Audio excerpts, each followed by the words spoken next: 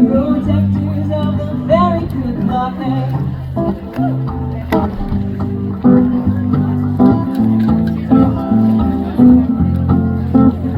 Now 100 elders march the dawn over the stand upon a holy grove of trees, older than Notre-Dame. Last picket lines and ATVs, they sang for the land they wish to leave home, their children's children, singing, I believe in the good things coming.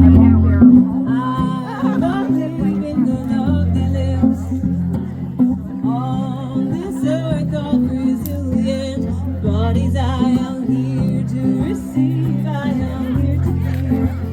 Stay brave, protectors of the very Christ day.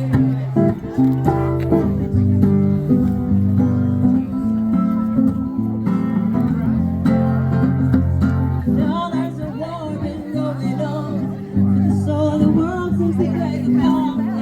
Share this land we stay upon. I am a newborn to this place that I see. All my life my ancestors came across the sea to stand for what they thought was right. Oh, they would trust treaties true. Can't write the past, it's true, but I'm here. Take a couple dollars to take that down.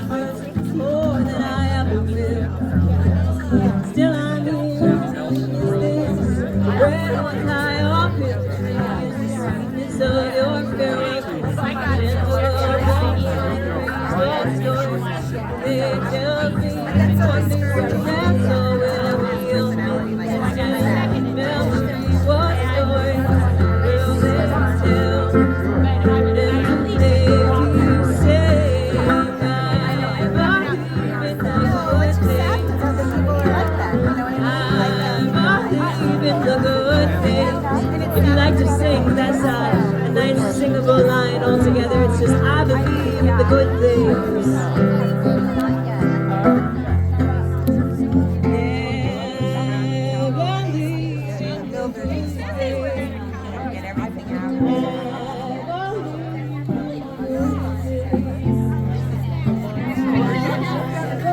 Hello, young lady. I'm older than you.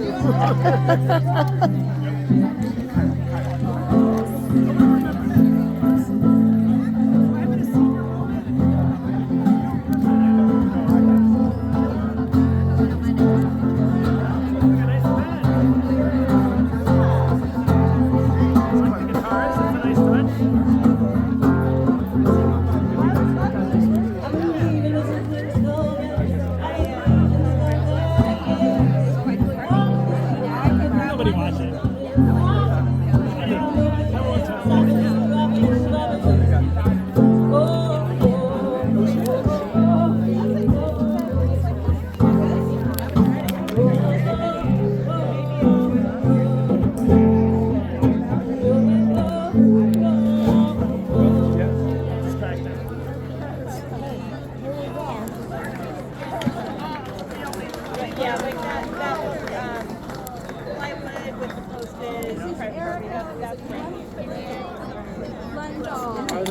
How about a round of applause for Erica? Our neighbor. It's really symmetric. I haven't tried it yet. Tastes like cedar or fir. Oh, I thought Kip said the new one.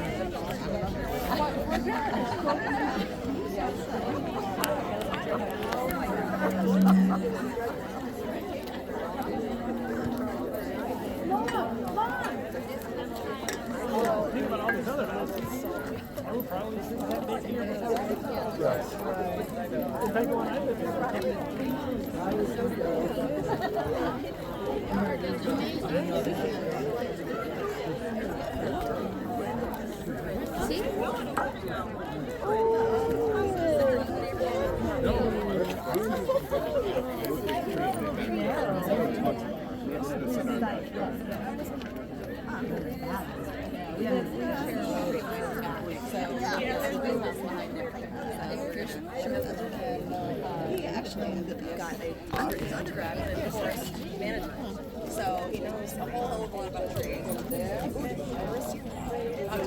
probably need a few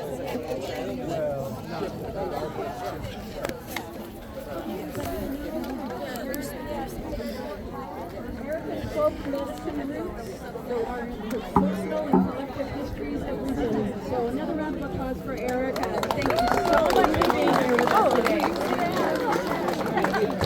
And thanks to each one of you for okay, now can you hear me? What, you have to mute? Okay. Try it again. All right. How about that? Can you hear me? All right, that's better. All right. Oh. Can you hear me all right? Everybody? For my dog. Good. My name is Megan. Thank you. Volunteer with many others in Tree Action Seattle. Heads up, guys! Heads up! Oh, all right. Everybody can have your attention. And all right. Thank you for being here. Yeah, it's easier to talk when it's a microphone.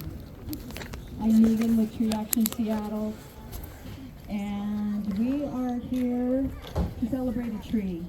Megan, can you speak up? Okay, you still can't hear me. I've got my mouth on this microphone, and I guess, sometimes I see people almost eating. I know. All right. Yeah. Is the power out? Yeah. Well, can you hear me this way? Let's just shout out. We're going to move it along here. We've got a little program for you. You'll hear more, but I want to first just very simply acknowledge that we are on the unceded properties of many tribes of the Coast Salish people, and how grateful we are for their tending of trees like this and so many trees in Seattle and all over our region. And we're grateful for their teachings about how to live in balance and reciprocity with our trees. So with that, I'm going to turn this over to Max, and we'll move along with our program. Sorry about the sound problems.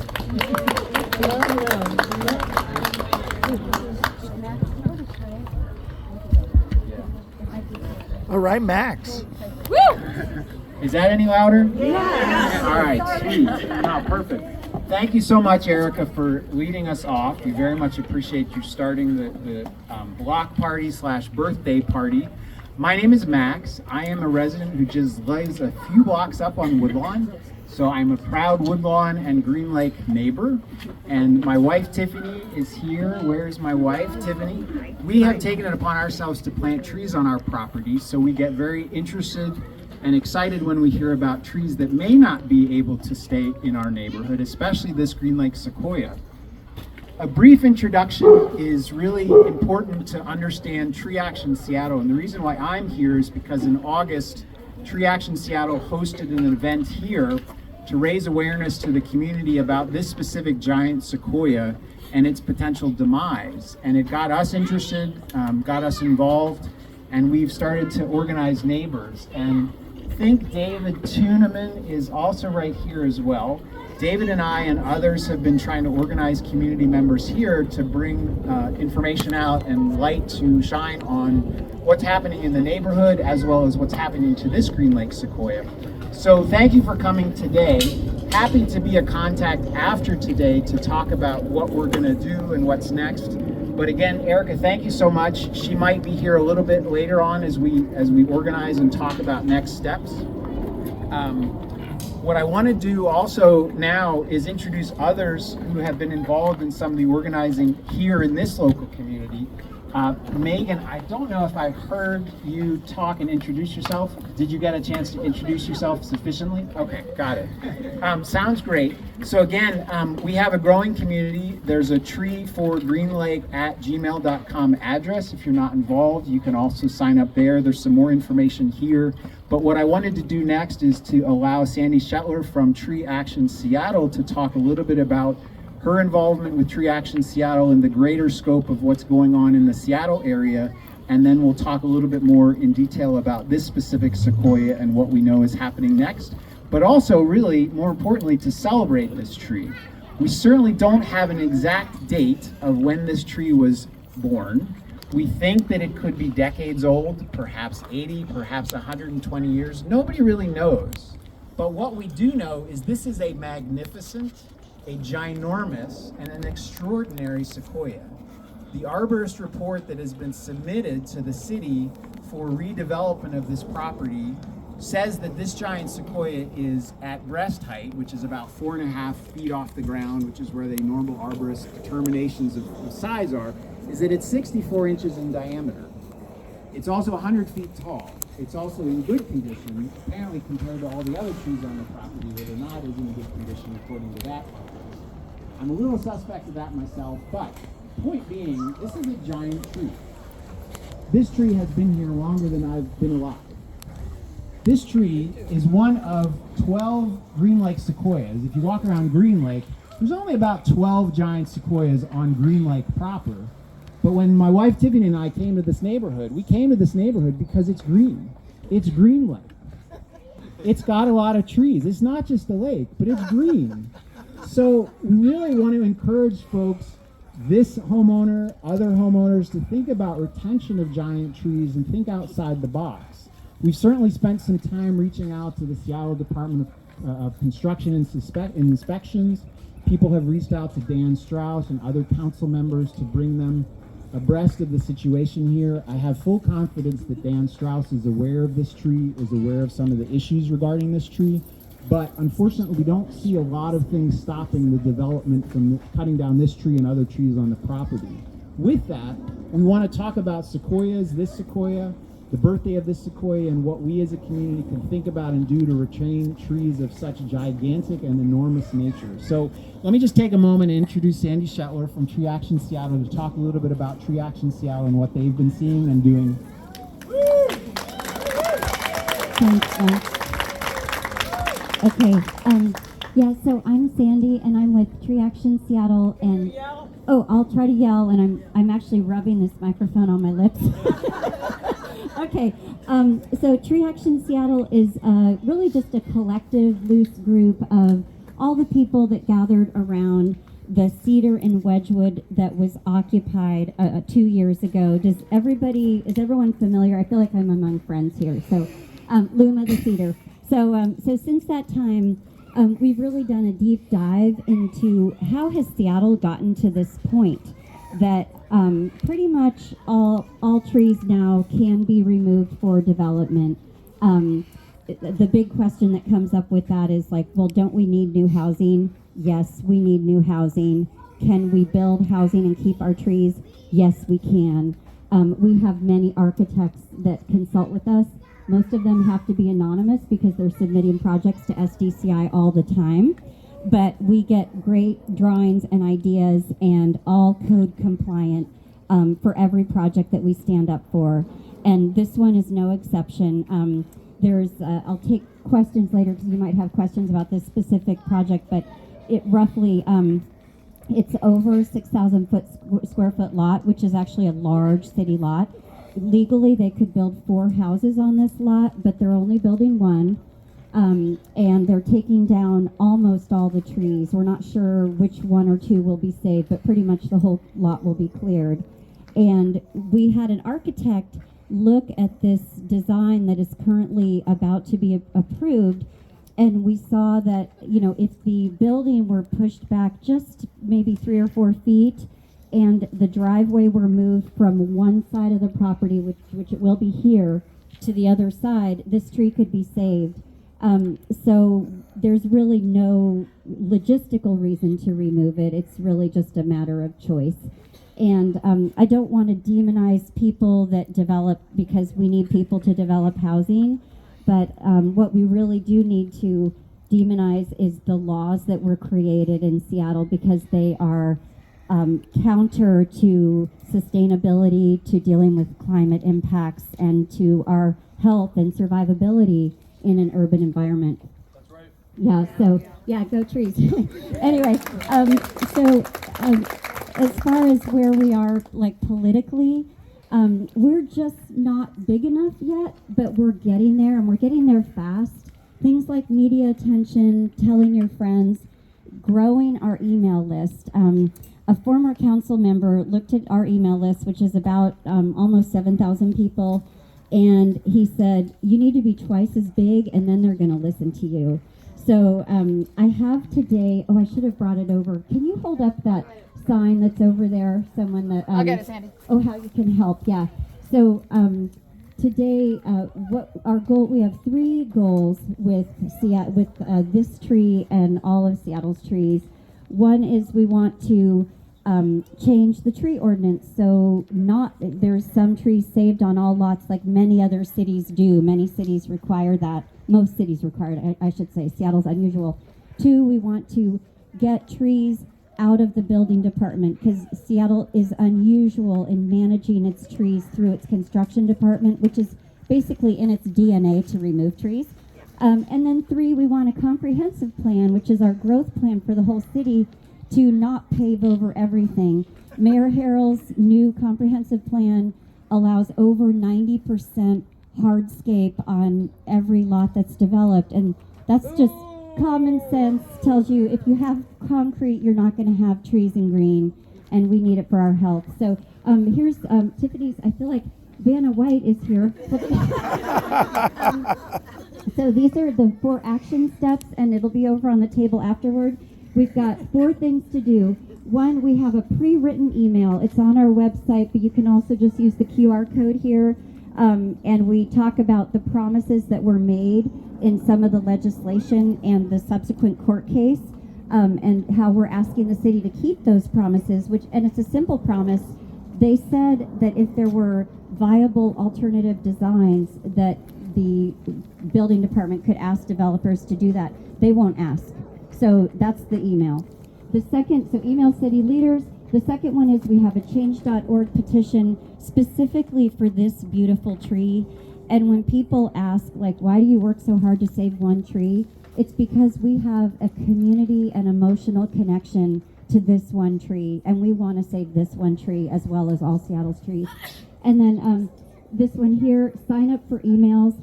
So I mentioned we're getting close to 7,000. We want to double that. So if you can just sign yourself up on our website or use this QR code, we need, when something comes up at City Council, I promise we only send like 1 email a month. We want people to respond, because that's where our strength is. We're up against really deep-pocketed, moneyed interests, but there are many more of us. So if we make our power known, that's how we're going to get action. And then finally, I have great flyers. They're over there, and it's just a simple flyer that says, Seattle's trees aren't protected, sign up for our email list. So if you could take some flyers, Kim's holding one up right there, put them up on telephone poles or coffee shops, and so we can get even more people onto the email list. So those are the 4 action steps today for this tree and for all of Seattle's trees. So thanks.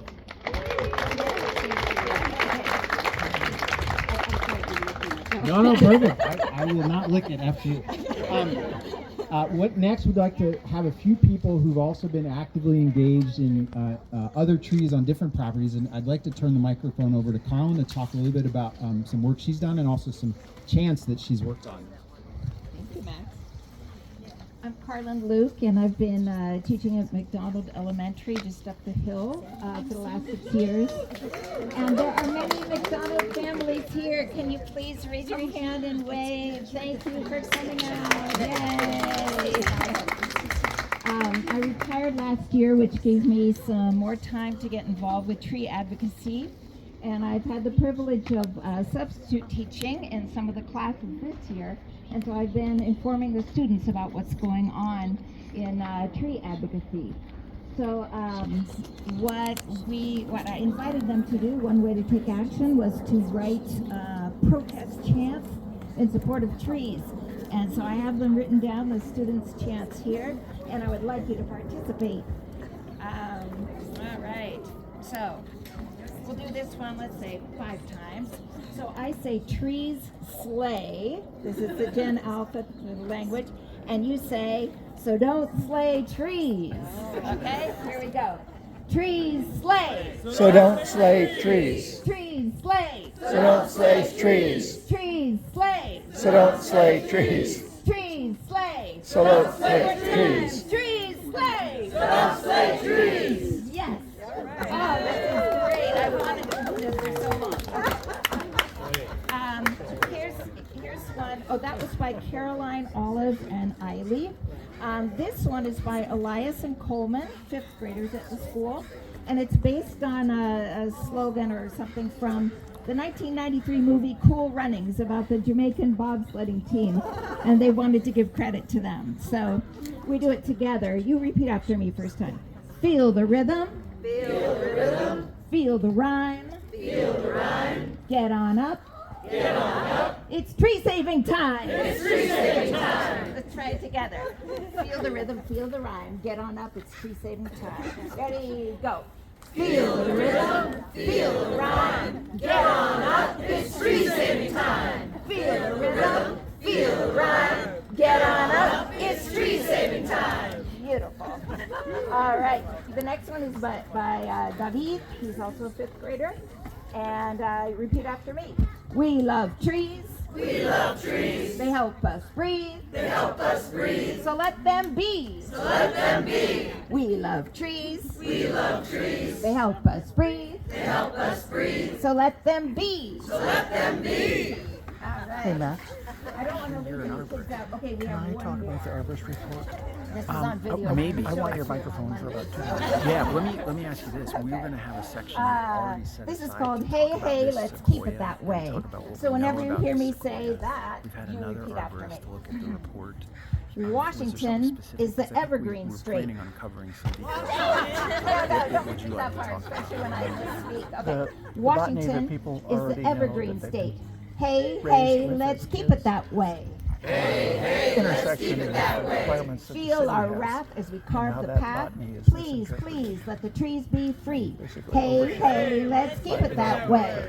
I think what I hope we can do is if once we Washington get is the there's a woman evergreen after state. her talking State. about NZ, Hey, hey, and then I let's was gonna keep go it into some that way. details about the specifics, and then ask questions about the tree itself, the arborist report, and take questions from the audience, and that would be a great time to talk about what you know about it.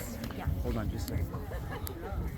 Thank you so much, Colin. What I'd like to do next is introduce Kim to talk a little bit about some recent experiences in some other trees around the Seattle area that have unfortunately fallen to development. Kim?